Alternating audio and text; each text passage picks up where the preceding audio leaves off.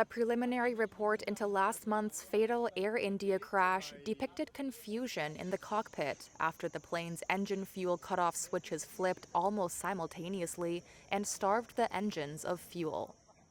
The Boeing 787 Dreamliner began to lose thrust and sink shortly after takeoff.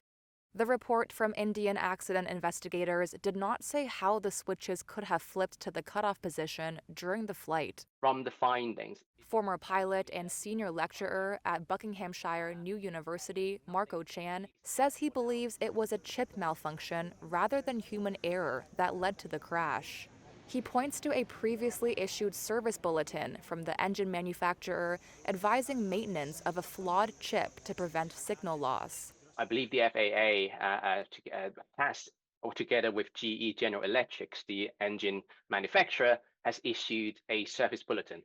I believe it was about 11,000 cycles they will have to replace the chip.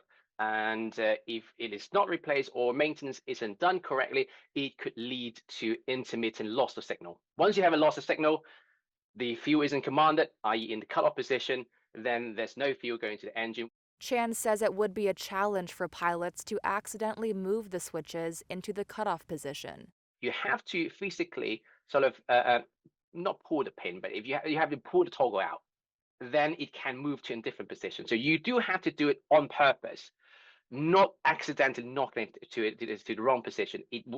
Very rarely that can happen, or it's close to zero. At the crash site, both fuel switches were found in the run position, and there had been indications of both engines relighting before the low-altitude crash, the report showed. The Boeing 787 Dreamliner was bound for London from India's Ahmedabad.